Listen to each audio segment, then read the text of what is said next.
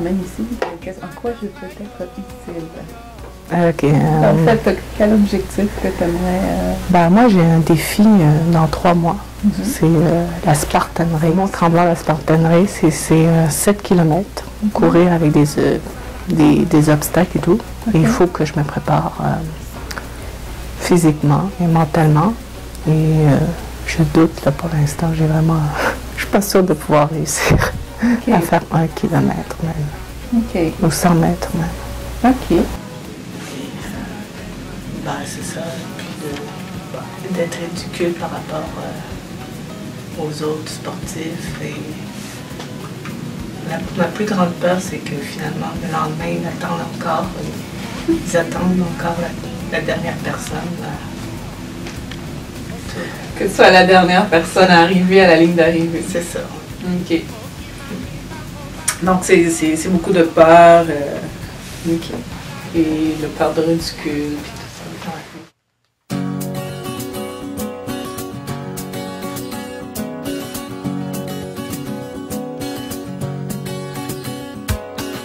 On va se mettre debout. Parce que la PNL, ça se passe debout. D'accord.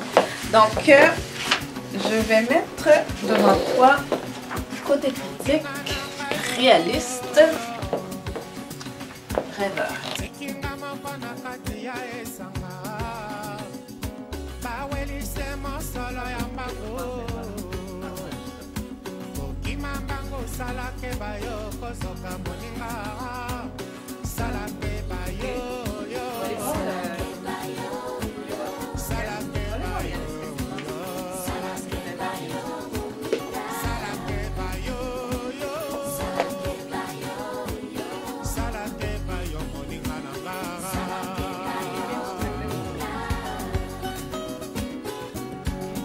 Tout à l'heure, je vous ai vu, j'allais dire, à l'œuvre, pratiquer une technique de PNL.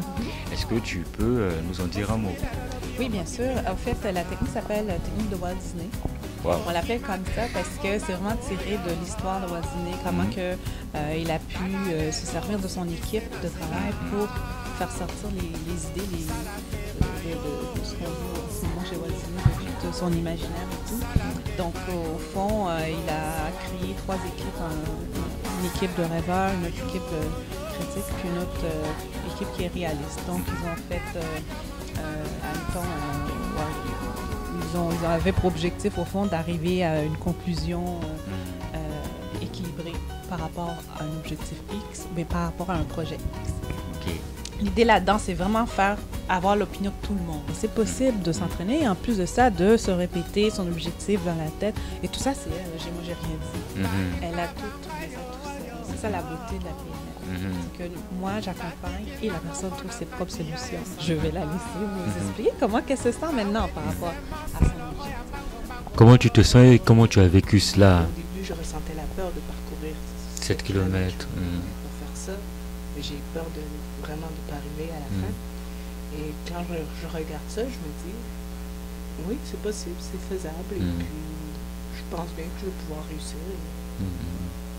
Que si je dose bien, si je me fie à mes étapes pour accomplir mon objectif, je pense bien réussir. Sans problème. Ça, c'est excellent, ça.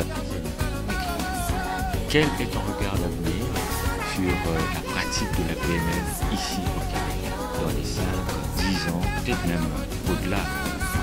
En fait, je pense que ça va avoir un impact au Québec plus rapidement qu'on le pense. Simplement parce que, socialement parlant, les gens sont plus sensibles tout ce qui a trait à la santé mentale.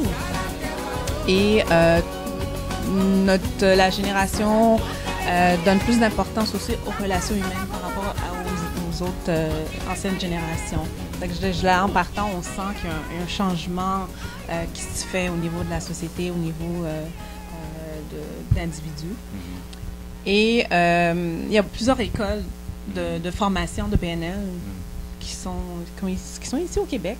Et il y a beaucoup de gens qui sont très, très intéressés à aller se faire former et tout. Donc, je crois qu'on va entendre parler de la PNL très souvent dans les prochaines années. Martine, oui. Nous voici arrivés au moment de la fin. Est-ce que tu aurais un dernier mot? Oui, bien sûr. On a beaucoup parlé d'entreprises, des personnes qui ont un projet d'entreprise et tout, mais je veux juste souligner que je reçois aussi dans mon bureau des personnes qui vivent soit des émotions difficiles, soit à cause d'une perte d'une personne chère, des endeuillés, ou soit parce que cette personne souhaite acquérir plus d'estime en soi, donc ou bien veut changer d'emploi ou se chercher une nouvelle mission de vie. Donc, c'est toute cette clientèle-là que moi, je reçois, au fond.